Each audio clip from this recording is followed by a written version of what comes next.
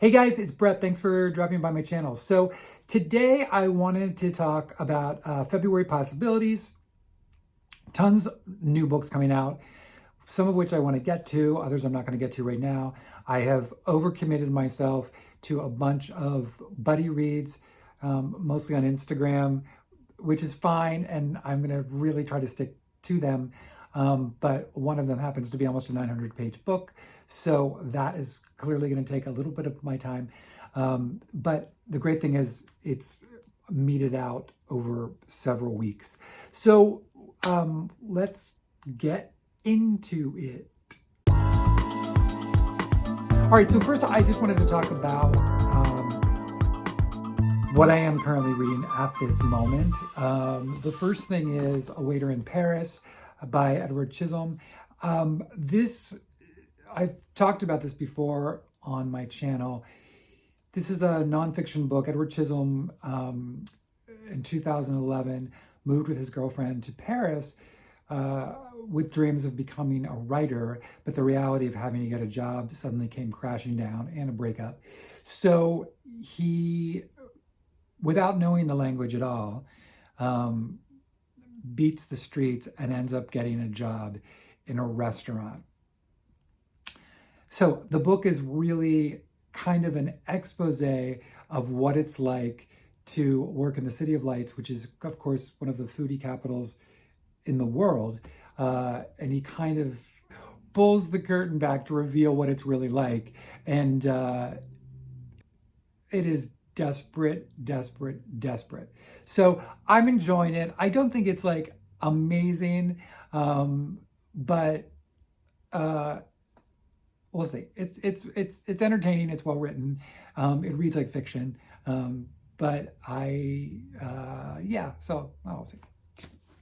The other thing which I am just finishing up, I've been doing this on audio, which is Kate Atkinson's Shrines of Gaiety. This is the beautiful Goldsboro edition. I am loving this book, set in the 1920s in London, about the Coker family, a woman named Nellie Coker, who runs a series of nightclubs. She is cutthroat. I can't help but reading this and think of Dame Judi Dench the whole time, playing Nellie Coker, even though she's too old now. But it's fantastic, like full of corrupt cops. There's a killer on the loose. The siblings, the sons and daughters of Nellie, are all messed up in their own ways, but it's really, really, really a whole lot of fun.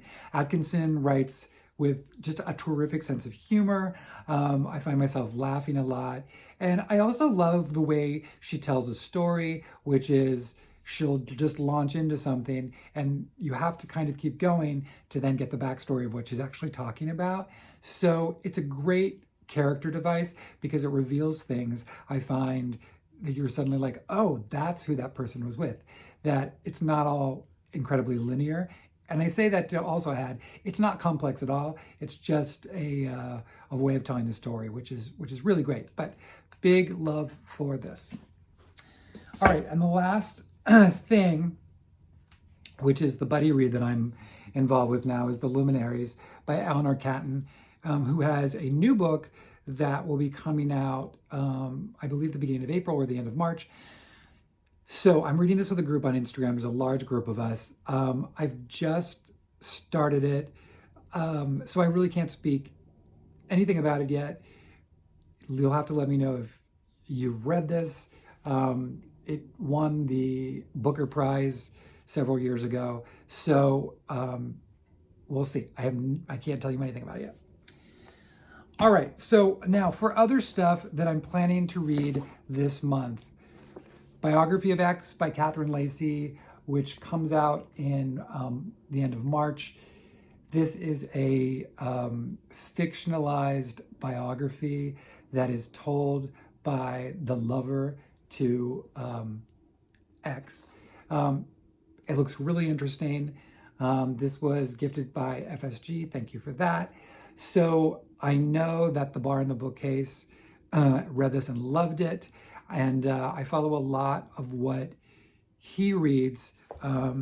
Although I don't like everything, I do find he's always really in the trenches with really interesting literary fiction, but he happened to love this. So if you've never checked him out before, definitely check him out. He does a lot of incredible author interviews, and I actually think he's doing one with Lacy as well. So I'll let you know what I think of this. What I'm starting presently, like tomorrow, is Yonder by Jabari Asim. This came out last year. This, for those of you who don't know, it says the water dancer meets the prophets in this spare, gripping, and beautifully rendered novel exploring love and friendship among a group of enslaved black strivers in the mid-19th century. My friend Chaki over on Instagram said this was her favorite book last year, and she's been championing it, and actually she is the one that convinced me to read this. So I'm really excited about this. Yeah. Then, coming out at the end of this month, McMaster's Guide to Homicide by Rupert Holmes. Again, I spoke about this a couple weeks ago. Rupert Holmes has written some books, but he also is the writer of the musical The Mystery of Edwin Drood, as well as the Pina Colada Song. So this is basically about a school where people go to learn how to be, I think it's how to be, I forget, how to be a murderer. One moment, please. Yes. Yes. A school dedicated to the homicidal arts. I think this sounds like so much fun. It's also coming out when the audio is released. And I know that I heard today Neil Patrick Harris will be doing the audio to this, which seems almost like serendipity and a perfect person to read this. So anyway, this comes out at the end of February. Decent People by Deshaun Charles Winslow. I'm really excited about this. I was looking and I was seeing this book before it was published, and I found this copy on Pango. I'm going to just read you the description of it. It just sounds great to me. From the Center for Fiction, first novel prize-winning author, the story of a black community reeling from a triple homicide and the secrets the killings reveal. In the still segregated town of West Mills, North Carolina in 1976, Marion, Marva, and Lazarus Harmon, three enigmatic siblings, are found shot to death in their home. The people of West Mills, on both sides of the canal that serves as a town color line, are in a frenzy of finger-pointing gossip and wonder. The crime is the first reported murder in the area in decades, but the white authorities don't seem to have an interest in solving the case. Fortunately, one person is determined to do more than talk. Miss Josephine Wright has just moved back to West Mills from New York City to retire and marry a childhood sweetheart, Olympus Lump Seymour. When she discovers that the murder victims are Limp's half-siblings and that Limp is one of West Mills' leading suspects, she sets out to prove his innocence. But as Jo investigates those who might know the most about the Harmon's death, she starts to discover more secrets than she'd ever imagined, and a host of cover-ups ranging from medical misuse to illicit affairs that could upend the reputation of many. Propulsive and thought-provoking, Decent People is a brilliant novel about shame, race, money, homophobia, and the reckoning required to heal a fractured community. It also sounds a little bit to me like something that would come from the world of S.A. Crosby. So, who wrote Blacktop Wasteland? Yes. So I'm really excited about that. And last, another buddy read I'm involved in is Sarah Flannery Murphy's GirlOne. This is a fantasy sci-fi novel about miracle babies that are conceived without male DNA on an experimental commune known as the Homestead. So I know nothing about this. I love a good sci-fi novel. And my friend Matt over on Instagram, Matty in the Books, this is one of the books he recommended for me to read this year. So I'm all about it. So the two other things that I plan to read this month, which I haven't received yet and I'm doing as buddy reads. The first is Stone Cold Fox by Rachel Croft, which is supposed to be just a fun thriller.